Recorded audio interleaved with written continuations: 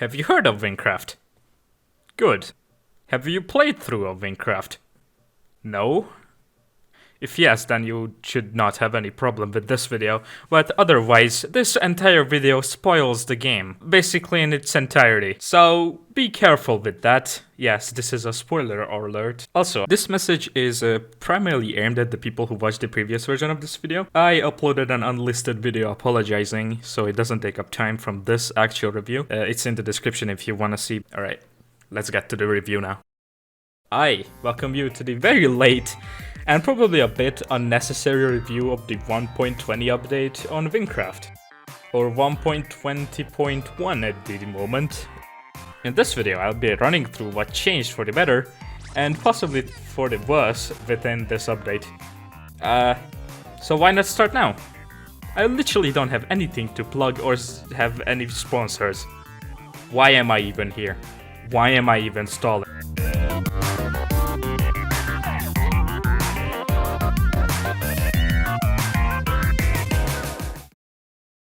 The update was all about revamping the area, the existing— oh boy, it's already sounding like the previous video. Fuck. A handful of cities were completely reworked, such as Boosie, Gavel, Legsdale, Simfres, Alderay Valley, Tenos, and Eltom. The next three clips are honorable mentions for the sake of consistency. Letves Air Base, the Forgery, and the Realm of Light. The rest of the cities got very minor changes, or weren't really changed at all. The environments around them got most of the love, and basically gave the province a completely new feel. I think these changes were for the better, though the cities were kind of a split for many, since a lot of people liked the old ones. The new environments has brought us a lot of discoveries with it, and oh boy, you know what that means. Oh, it's lore time! Honestly, it's pretty cool. Every area has around 5 to 6 mini discoveries with a dedicated ultimate discovery, which you can unlock by completing every mini discovery of the area. Mini discoveries doesn't do that much for the lore and story of the game, but the ultimate discoveries do hold quite an info dump. Some might have been inspired by anime, I think? I don't know, but this is cool as hell. Though I do feel like the mini discovery is gonna be used a bit more in specific areas, since, for example, the Realm of Light questline is frankly quite over-bloated with exposition, and it takes away a lot of fun. But that could mean that the player misses out on crucial info. It's a difficult situation to be in, but it's a missed opportunity that costs the game and the questline itself replayability. Talking about quests, there has been a massive amount of quest reworks, more than you might even expect, since a lot of quests got minor reworks, but there has been a handful that got complete reworks too. Here's a full list. I'm not even gonna read it up, just gonna show it to you. Let's move on. Rework quests are pretty good, but some does kind of feel childishly easy. I understand why they do this, accessibility over everything, but you could give just a bit of, like, you know, difficulty.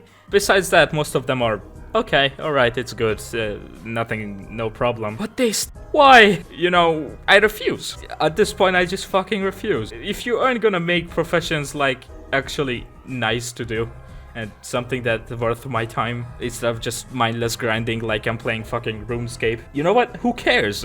It's not like it's a huge reward at the end. No, you just get a place to farm more professions.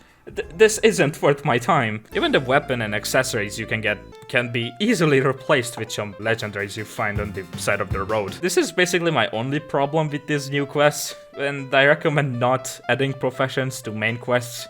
Just as a suggestion, please do not add professions to main quests. You have made an entire system called mini quests. Do you understand what that mini quests should be made for this exact reason? I don't want to deal with professional quest playthrough. No, that's delegated to mini quests. Leave main quests alone, accessible to everyone. And if they want to do side content such as professions, they do the mini quests so that they don't take up time from the main progression of the game. Do you understand what I'm saying? This is my stance on the profession quest thing.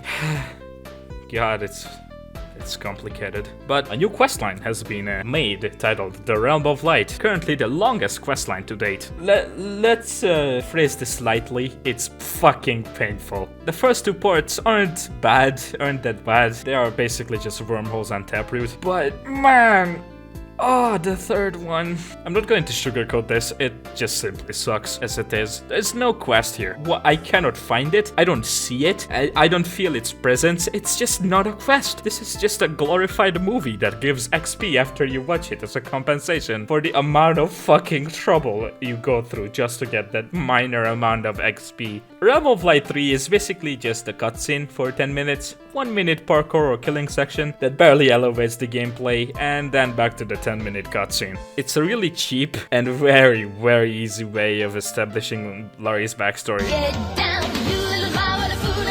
As a disclaimer here, I don't mean to discredit anyone who has worked on the cutscenes, because they are genuinely fucking great. I can understand the technical things behind it, but the fact that it's the entire quest does kind of drag it down a lot. It's a very bare bones quest and really struggles to make up for the shit ton of exposition you receive from each cutscene. Realm of Light 4 isn't any better either. At least cutscenes aren't the entire quest, it's only the end. There's this like 30 paragraph section where you're put into a cutscene, you can't move, you can't look around, there's text on the chat, text on the screen, while there is a physical presentation about what's going on currently within the realms. It's a good concept, but not a good execution. And Realm of Light 5. There's no particular reason why I mentioned it, I just wanted to showcase this meme which summarizes the entire quest in like 10 seconds. In a language you can understand. Oh, so sorry.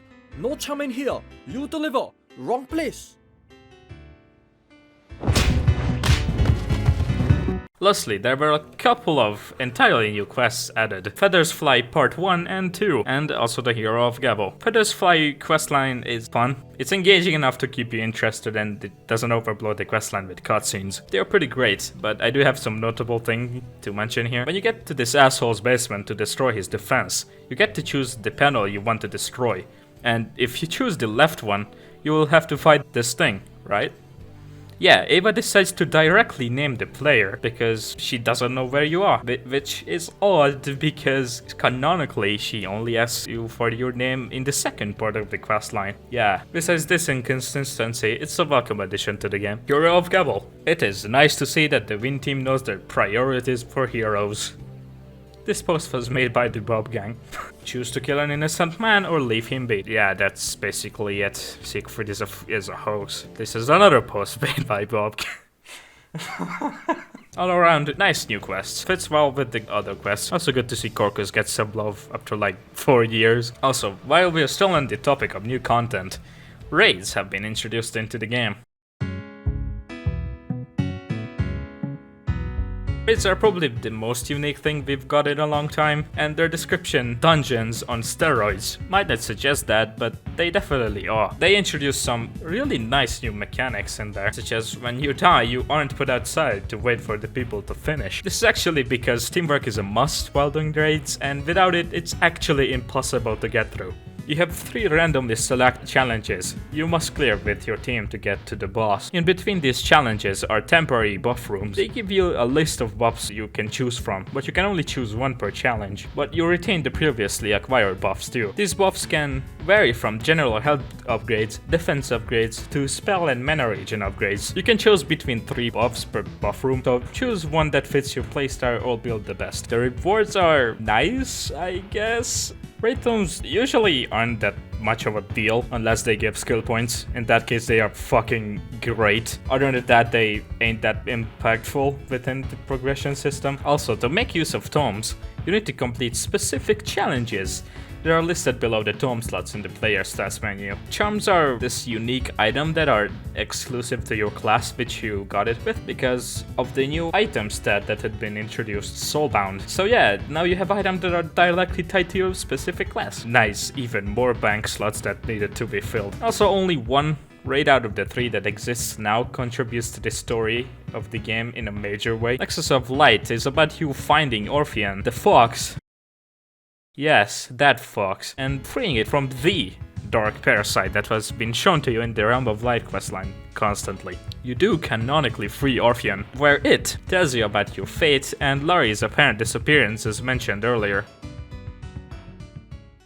Forgery chest. The Forgery has been given its own reward system, added upon the completion reward you already get for going through a corrupted dungeon. This is the Forgery chest. It gives you a generous 1% chance of getting a mythic. To put it into perspective, to complete the 7 dungeons that are required for the full 1% chance to get a mythic takes up to an hour. And keep in mind, that's while speedrunning it with the best equipment. It's very unlikely for you to get a mythic from here, but at least there's an option for it. Now onto the change that everyone had an opinion about in this update, the new weapon models. Alright, Harry told me there's something urgent I need to see.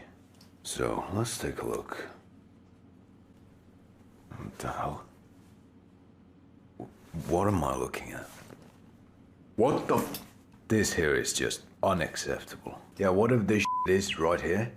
You need to stop.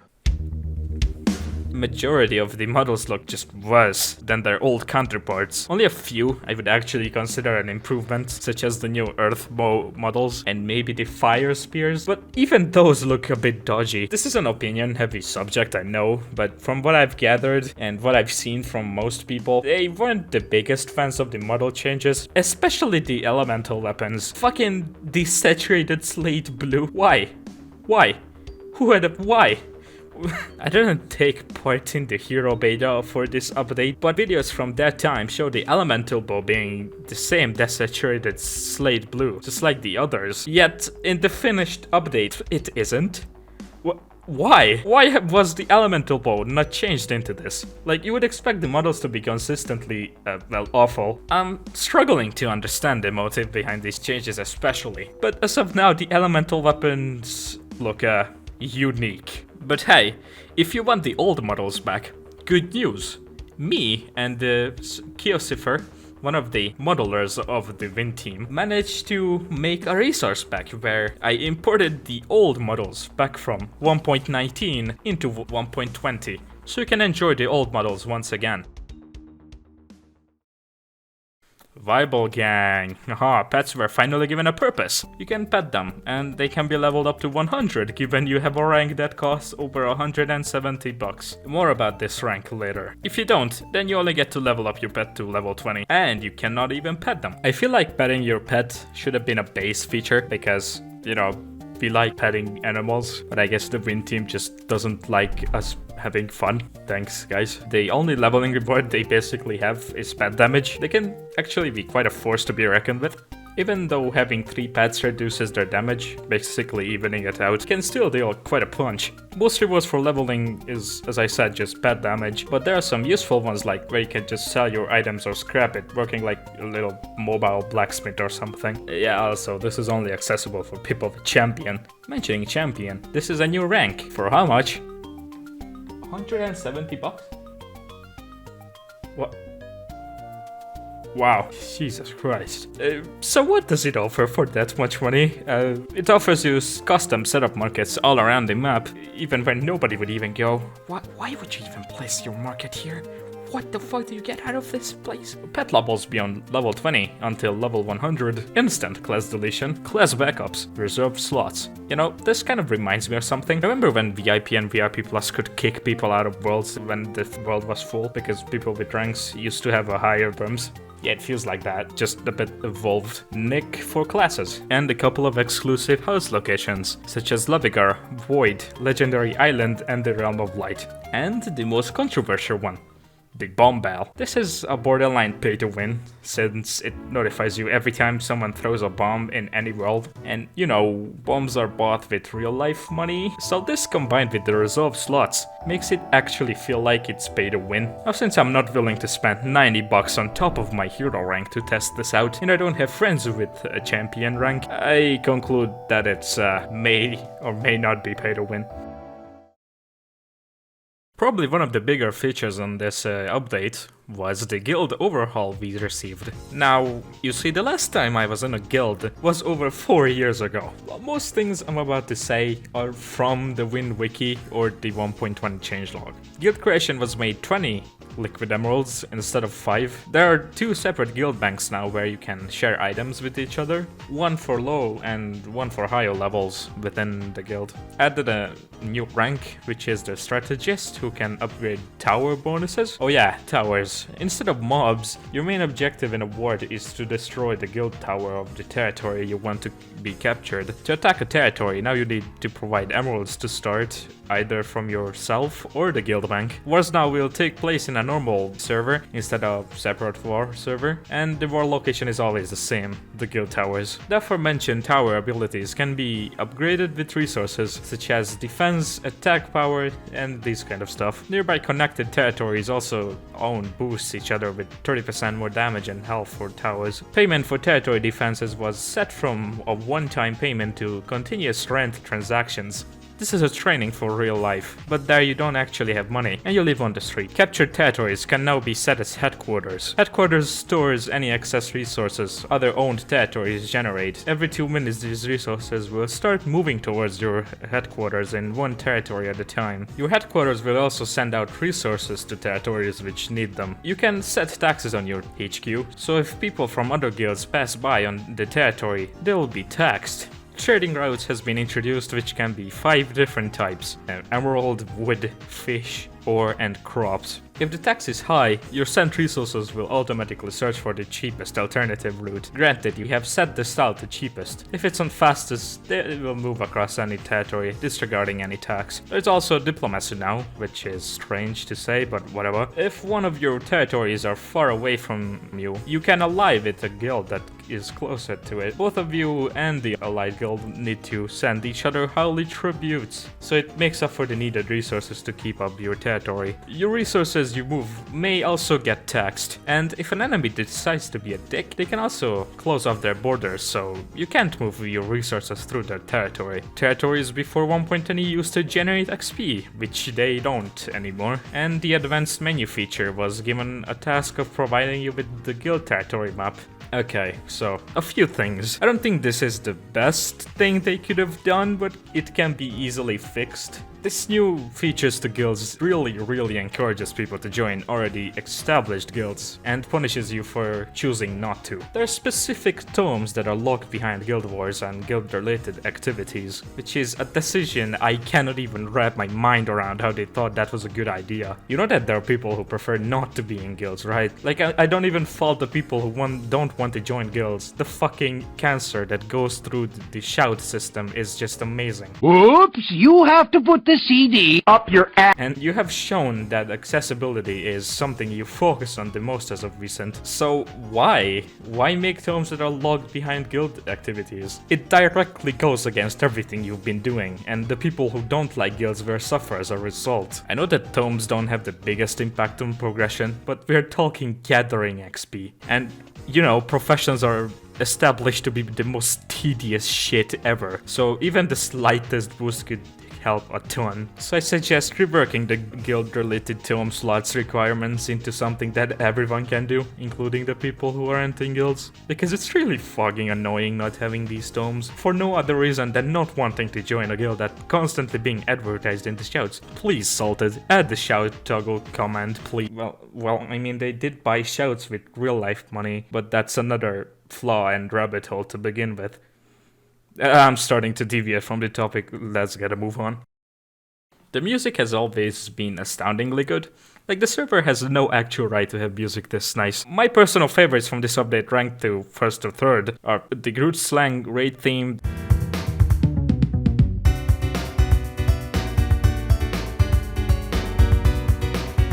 Alien Colossus raid theme.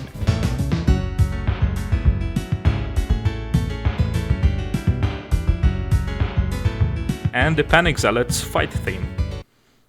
Oh, yeah, Panic Zealot.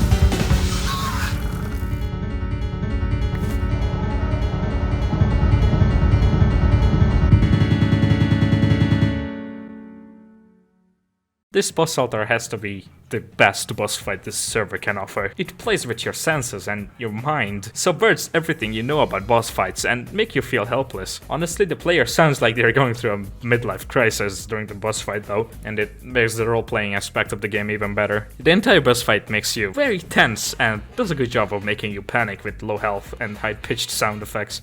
Honestly, it's a solid, very good representation of what this server is capable of.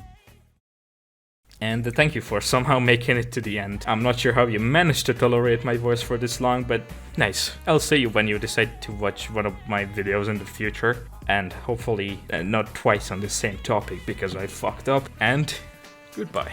Also, housing is a big elaborate scam. Don't do it.